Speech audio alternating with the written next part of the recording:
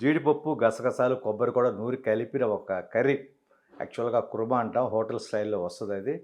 అది ఈరోజు prepare చేయబోతున్నా. Cut చేసిన మిర్చి, ఆనియన్ ఏసేసుకుందాం. చూడండి నీట్‌గా కాగింది.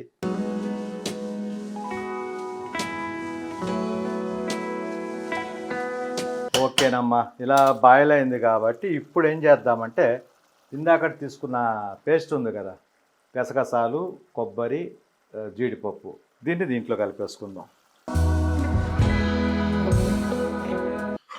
నీట్గా ఉడికిపోయింది. క్లియర్. చూసారా గ్రేవీ ఎంత థిక్గా వచ్చిందో. మామూలు కర్రీ కంటే కూడా దీంట్లో థిక్నెస్ వస్తుందమ్మా. ఇందాక చెప్పినట్టుగానే తను ఎలాగో రెస్ట్లో ఉంది కాబట్టి తనకు తినిపిస్తాను నేనే వెళ్ళి. కాలిపోతుంది ఇది.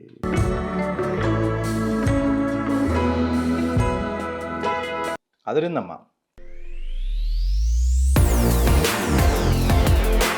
హాయ్ అండి. మీ వాడిని, మీ అందరి వాడిని, మీ విజయ్ కులగాని. అమ్మా సిస్టర్స్, ఇంతకుముందు నేను చికెన్ కర్రీ లాగా చేసి చూపించాను మీకు. ఒకళ్ళిద్దరు సిస్టర్స్ అయితే నన్ను అడిగారు, అన్నయ్య జీడిపప్పు, కొబ్బరి ఇలాంటివి వేయొచ్చా వేయకూడదని. వేయొచ్చని కూడా చెప్పానమ్మా నేను.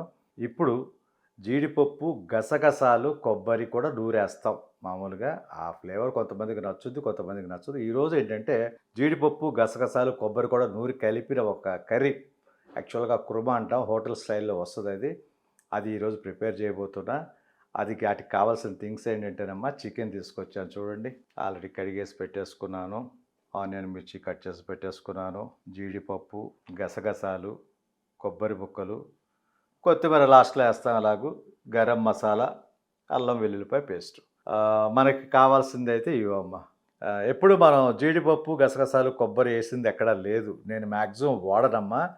కొంతమంది ఆ టేస్ట్ కోసం గరం మసాలాలు వేసుకుని నూరుకుంటారు, అల్లం వెల్లుల్లిపాయ పేస్ట్ వేసి నూరేస్తారు. కొబ్బరి అదంతా, గసగసాలు కూడా. గసగసాలు, కొబ్బరి అనేది పాత స్టైల్, ఎప్పటి నుంచో వస్తుంది అది. కాకపోతే ఇంట్లో పిల్లలు ఎక్కువ తినరు అది ఇష్టపడి, బట్ తింటారు. కాకపోతే హోటల్ స్టైల్లో గ్రేవీ థిక్గా వస్తుందమ్మా. ఎనీవే, మా సిస్టర్స్ కోసం ఇది ఎలా ప్రిపేర్ చేస్తారు ఏంటనేది చూపిస్తాను రా. ఓకేనమ్మా. కర్రీకి పెట్టేసాను గిన్నె. స్టవ్ వెలిగించుకుందాం. కానీ ఇదొక డిఫరెంట్ టేస్ట్. నిజంగా ఒక సిస్టర్ అడిగారు, అన్నయ్య వేయచ్చా వేయకూడదని. 100% వేయచ్చమ్మా. కాకపోతే నేను ఎప్పుడు చేయలేదు, చేస్తాను ఎప్పుడైనా ఒకసారి. మీకోసం అయితే మాత్రం ఈసారి డెఫినెట్గా ఆ జీడిపప్పు, కొబ్బరి, గసగసాలు నూరి వేయటం జరుగుతుంది. చూడండి గ్రేవీ వచ్చేసి పిల్లలకి ఎలా ఇష్టం అంటే, పిల్లలకని కాదు మాకు కూడా అలవాటు అయిపోయింది. ఒక విలేజ్ స్టైలు, మన టెంపుల్స్ దగ్గర కోళ్ళు, మేకలు కోసే చోట ఎలా వండేస్తారంటే ఇవన్నీ ఉండవు. పల్చగా షేర్వాలాగా వస్తుంది అనమాట. ఆ గ్రేవీ వేసుకోవటం, ముక్కలు వేసుకోవడం, అలాంటి టేస్ట్ బాగా అలవాటు పడిపోయారు మా ఇంట్లో. ఇది యాక్చువల్గా ఏంటంటే ఒక కుర్మా హోటల్ స్టైల్లో వస్తుంది, థిక్ గ్రేవీ లాగా. చాలా బాగుంటుంది, చాలా బాగుంటుంది. సిస్టర్ కరెక్ట్గా అడిగారు, దానికోసం అని చెప్పేసి ఇప్పుడు చేస్తాను అనమాట. ఓకే, ఎనీవే బౌల్ కాగిపోయింది, వాటర్ అంతా ఇంకిపోయింది. ఆయిల్ పోసేసుకుందామమ్మా. ఆయిల్ కొంచెం కాగనిద్దాం. కట్ చేసిన మిర్చి, ఆనియన్ వేసేసుకుందాం. చూడండి నీట్గా కాగింది.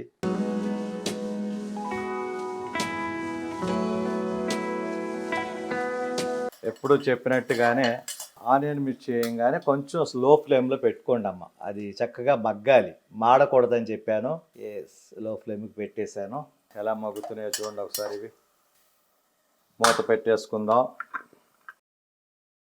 సింపుల్, ఎప్పుడు వండేట్టుగానే. కాకపోతే ఏంటంటే ఈరోజు స్పెషల్గా మనం కొబ్బరి, జీడిపప్పు, గసగసాలు కలపబోతున్నాం. చాలా బాగుంటుందమ్మా ఇది. గరం మసాలా, అల్లం వెల్లుల్లిపాయ పేస్టు అన్నీ రెడీ. ఓకే, ఇది ఒకసారి చూసుకుందామమ్మా. ఆనియన్లో వాటర్ చూసారు కదా, డెఫినెట్గా వస్తుంది. చక్కగా మగ్గుతుంది చూసారు కదా. ఓకే, ఆ బాయిల్ అయితే అయిపోయిందమ్మా. దీంట్లో కొంచెం పసుపు కలుపుకుందాం. ఎప్పుడు చెప్పిన విధంగానే లైట్గా పసుపు కలుపుకోండి. మెంతి పొడి కొంచెం, యాజ్ యూజువల్ మనం కలిపే పొడిలేనమ్మా. మెంతి పొడి చూసారు కదా, మెంతి పొడి, ఆ పసుపు కూడా, అది కూడా ఆయిల్లో కొంచెం బాయిల్ అవుతుంది, ఫ్రై అవుతుంది. చాలా బాగుంటుంది టేస్ట్. ఎప్పుడు చేసే వంటలకి ఇదే ప్రాసెస్. నా ప్రాసెస్ అయితే మాత్రం చాలా టేస్ట్గా ఉంటుంది. అందరూ వండుకున్నారు చాలామంది. ప్రత్యేకించి తెలియని వాళ్ళు మాత్రం చాలా జాగ్రత్తగా నేర్చుకోండి. ఎందుకంటే మొత్తం పొగుడుతారు మిమ్మల్ని. ఇదే ప్రాసెస్లో కానీ వంట చేసి పెట్టండి, పిల్లల దగ్గర నుంచి పెద్దవాళ్ళ వరకు పొగుడుతారు మిమ్మల్ని. జెంట్స్ నేర్చుకోండి, చక్కగా ఖాళీ టైంలో చేయండి. తిప్పేసుకున్నాం. ఇక మామూలుగా జీలకర్ర ధనియాల పొడి కూడా కలిపేసుకుందాం అమ్మా. ఇక చూడండి, ధనియాల పొడి కొంచెం, అలాగే జీలకర్ర పొడి కలిపేసుకుందాం కొంచెం. ఎస్, పొడులు అనేవి నేను ఎప్పుడూ చెప్పేదే మీకు, మన కారంలో కలుపుకునే పొడులు అనమాట. ఇవి మన కూరలో సపరేట్గా వాడతాను, ఎందుకంటే పచ్చి కారం రా కారం వాడతాం కాబట్టి, ఓన్లీ మిర్చి కారం. ఇవన్నీ ఎప్పుడు అందరూ కలుపుకునేదే. చూసారు కదా, చక్కగా వేగుతున్నాయి.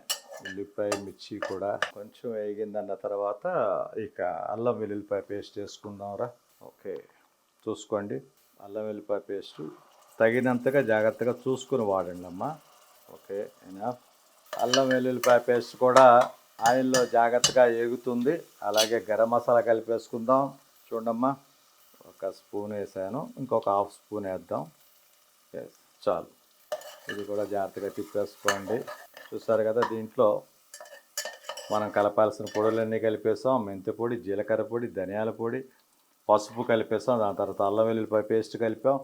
దాని తర్వాత గరం మసాలా, చికెన్కి సంబంధించిన గరం మసాలా ఉంటుంది కదా, అది కూడా కలిపేసాం. చక్కగా ఫ్రై అవుతుంది, కొంచెం సేపు ఫ్రై కానివ్వండి. ఇక ఇప్పుడు చికెన్ దాకా కడిగి పెట్టుకున్నాం కదా, అది వేసేసుకుందాం అమ్మ. చూడండి,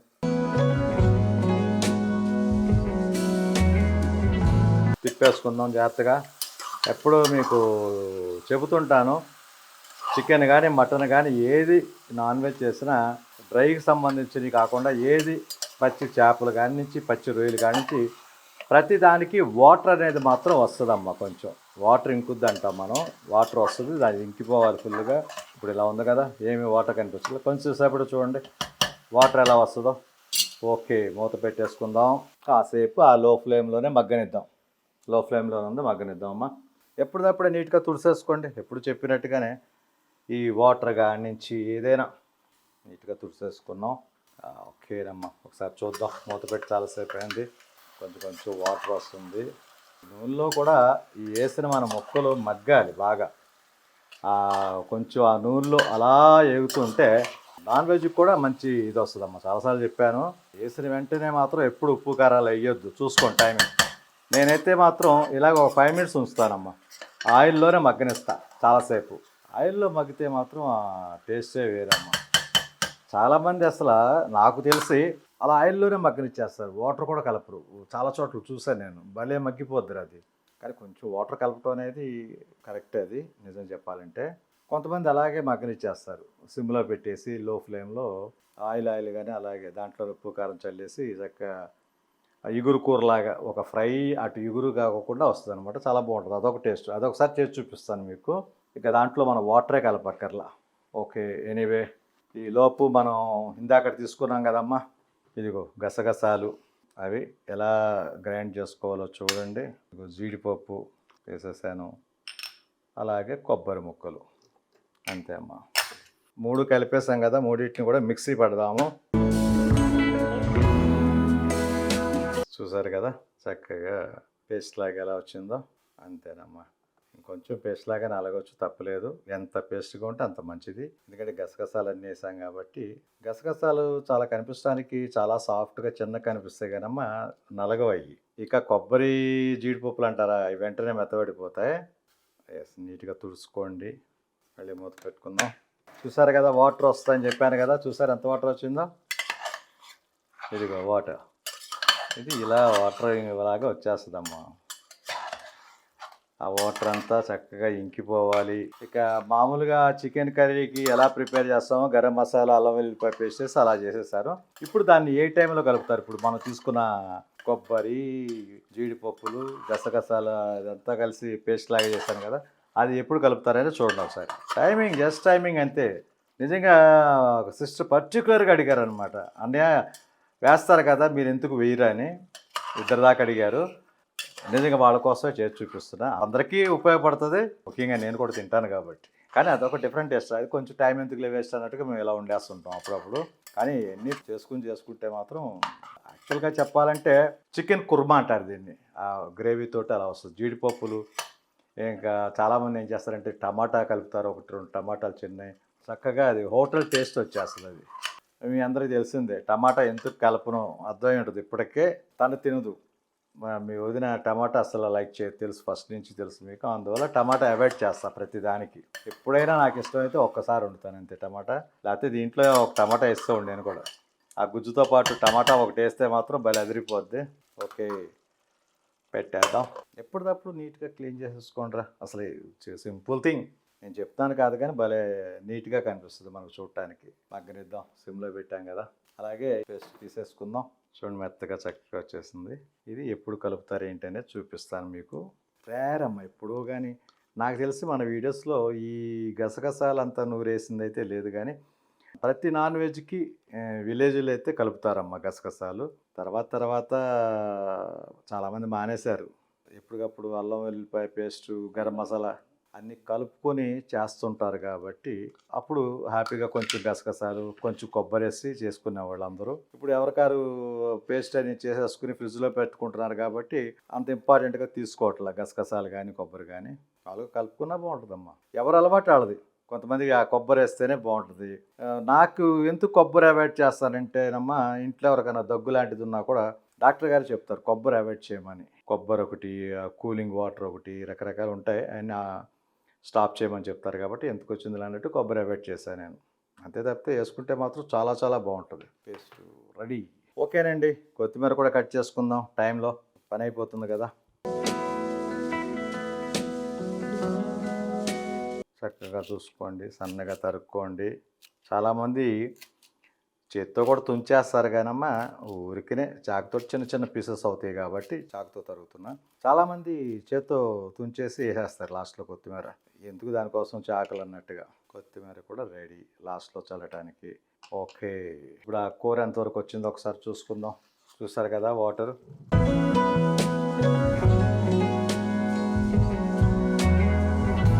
ఓకేనమ్మా, ఇలా బాయిల్ అయింది కాబట్టి ఇప్పుడు ఏం చేద్దామంటే, ఇందాక తీసుకున్న పేస్ట్ ఉంది కదా, గసగసాలు, కొబ్బరి, జీడిపప్పు, దీంట్లో కలిపేసుకుందాం. ఈ పేస్ట్ వేసాం కదా, కొంచెం హైలో పెట్టుకున్నాను. ఈ కొబ్బరి ఇవన్నీ చేసిన పేస్ట్ ఇలా కలిపేసుకోండమ్మా. అంతే, జాగ్రత్త, మగ్గుతుందనంగా కలుపుకోవాలి. ఫస్ట్ వేయకండి ఎప్పుడు కూడా. కొబ్బరి ఎక్కువ ఆయిల్లో ఫ్రై కాకూడదు. కొబ్బరి చూసుకోండి, కొబ్బరి అందరికీ తెలుసు ఒక రకమైన చేదు వచ్చేస్తుందమ్మా. మళ్ళీ కొంచెం లో ఫ్లేమ్లో పెట్టుకోండి. అలాగే ఇక సాల్ట్, కారం. సాల్ట్ చూసుకోండి జాగ్రత్త, సాల్ట్ కలిపేటప్పుడు. I think it's enough. అలాగే కారం. నాన్ వెజ్కి ఎప్పుడు చెప్తుంటాను, ఒక స్పూన్ ఎక్కువ కలుపుకోండి, తప్పే లేదని, కొంచెం స్పైసీగా ఉండాలని. ఓకేరా, 3 స్పూన్లు అయితే కొంచెం కలిపినట్టే, 3 స్పూన్లు కలిపినట్టే.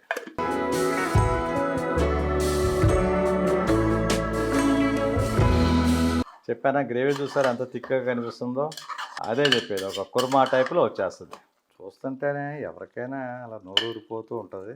సరిగా ఓకేనండి, కాసేపు అలా మూత పెట్టేసుకుందాం. ఉప్పు కారాలు కలిపాం కాబట్టి ఒక 2 మినిట్స్ అయితే మాత్రం మగ్గనిద్దాం అమ్మ. ఓకేనండి, ఈ మగ్గిపోయి ఉంటుంది. యా, చూసారు కదా. దీంట్లో ఇక వాటర్ కలిపేసుకుందాం అమ్మ. వాటర్ కలిపేసాము, ఒక గ్లాస్ వాటర్ చాలు. చాలాసేపు మగ్గింది, హైలో పెట్టుకోండి. చూడండి, ఈ గ్రేవీ ఎప్పుడైతే ఇంకిపోతుందో, ఇప్పటికే చూస్తారు కదా చాలా థిక్గా కనిపిస్తుంది. మామూలుగా చికెన్కి, ఇది బ్రాయిలర్ చికెన్ కాబట్టి దీనికి యాక్చువల్గా అక్కర్లేదమ్మా, మామూలుగా ఉడికిపోద్ది. కానీ ఒక 3 విజిల్స్ ఆర్ 4 విజిల్స్ రానివ్వాలి, గుర్తుంచుకోండి. పెట్టేద్దాం. ఎస్, విజిల్ పెట్టేసుకుందాం. ఒక 3 or 4 విజిల్స్ వస్తే చక్కగా మగ్గిపోద్ది. కాసేపు ఒక 10 మినిట్స్ అలా మగ్గరిచ్చినా ఉడకనిచ్చినా కూడా నీళ్ళు పోసి మగ్గిపోద్ది. మనకు త్వరగా అవ్వాలి కాబట్టి కొంచెం. చూసారు కదా, చికెన్ కుర్మా అంటారు యాక్చువల్గా, నేను ఇందాక చెప్పిందే. థిక్ గ్రేవీతోటి అనమాట. థిక్ గ్రేవీతోటి సిస్టర్స్ ఒకళ్ళిద్దరు అడిగినందుకే ప్రత్యేకించి నాకు గుర్తొచ్చింది, తినాలనిపించింది. చక్కగా కొబ్బరి, జీడిపప్పు అడిగారు, గసగసాలు కూడా కలపాలమ్మా. గసగసాలు కూడా కలిపి ఒక గ్రేవీ వేసాను, చూసారు కదా పేస్ట్. చాలా బాగుంటుంది, అద్భుతంగా. ఓకేనండి, లాస్ట్ విజిల్ వస్తుంది, ఆఫ్ చేసేద్దాం. స్టవ్ కూడా ఆఫ్ చేసేసుకుందాం. కూర అయిపోయింది. ఎప్పుడు చెప్పినట్టుగానే ఒక 5 మినిట్స్ ఆగుదాం, తర్వాత మూత తీసుకుందాం. ఈ లోపల ఉన్న గ్యాస్ అంతా వెళ్ళిపోవాలని చెప్పాను. తర్వాత కొత్తిమీర చల్లుకోవడం, ఇలా బియ్యం గడిగి పెట్టేస్తాను, భోంచేద్దాం. రైట్, ఓకేనండి. రైస్ పెట్టేసుకున్నాను. కూర కూడా చాలాసేపు అయింది ఆఫ్ చేసి. చూసారా ఇంకా విజిల్ వస్తానే ఉంది. కొంచెం సేపు పర్వాలేదమ్మా తీసేయచ్చు. లేదా ఇంకొక 5 మినిట్స్ ఉంచితే మొత్తం ఎయిర్ కూడా వెళ్ళిపోతుంది. ఇబ్బంది లేదు. ఇలా తీయటం వల్ల కూడా లాస్ట్‌లో ఇబ్బందే లేదు. చాలామంది చేస్తుంటారు. మనకి అర్జెంట్ కాదనుకుంటే ఉంచేసేయండి. ఏదైనా గబుక్కున అర్జెంట్ అనుకుంటే మాత్రం తీసేయండమ్మా. ఇక కుక్కర్ మూత కూడా తీసేద్దాం. చూసారుగా నీట్‌గా ఉడికిపోయింది. క్లియర్. చూసారా గ్రేవీ ఎంత థిక్‌గా వచ్చిందో. మామూలు కర్రీ కంటే కూడా దీంట్లో థిక్నెస్ వస్తుందమ్మా ఇందాక చెప్పినట్టుగానే. ఓకే, ఇక దీంట్లో మనం ఇది కలిపేసుకుందాం. కొత్తిమీర కట్ చేసి పెట్టుకున్నాం కదా ఇందాక. ఓకేనండి, మనం చేసుకునే దాన్ని బట్టించే ఉంటుంది. హ్యాపీగా చక్కగా కొత్తిమీర అన్నీ కుదిరితే తెచ్చుకోండి, ఉంటేనే చాలాసార్లు చెప్పాను. కానీ కొత్తిమీర అనేది ఒక మంచి ఫ్లేవర్ కాబట్టి కొన్నిటికి వేయాలి, కొన్నిటికి వేయకూడదు. కూర అయితే రెడీ అయిపోయింది. చూడండి ఒకసారి నీట్గా. సూపర్. ఓకేనండి, స్వయం పాకం వడ్డించుకుంటున్నాను. చికెన్ కర్రీ మా సిస్టర్స్ కోరిక మీదట నేను గ్రేవీతో కర్రీ చేయటం జరిగింది. ఇక సూపర్ అన్నమాట, తిరిగే లేదు. గ్రేవీ వేసుకుందాం. చూడండి కర్రీ, గ్రేవీ చూసారా ఎంత థిక్గా వచ్చిందో చూసారా. పులుసు పులుసుగా ఉండేది వేరే, ఆ థిక్నెస్ వేరే అనమాట. ఓకే, మూత పెట్టేద్దాం. రైస్ పెట్టుకుందాం. ఎప్పుడు చెప్పేది వేడివేడిగా. టైం ఉంది కాబట్టి. టైం లేనప్పుడు ఎవరేం చేయలేరు. అమ్మ వండి పెట్టేస్తుంది, మనం ఏ టైంకి వెళ్ళినా తినేయటానికి. అందువల్ల ఒక్కోసారి చల్లారిపోతే ఇబ్బంది లేదురా. ఓకే, వేడి వేడి అన్నం, వేడి వేడి కూర. తను ఎలాగో రెస్ట్లో ఉంది కాబట్టి తనకు తినిపిస్తాను నేనే వెళ్ళి. కాలిపోతుంది ఇది.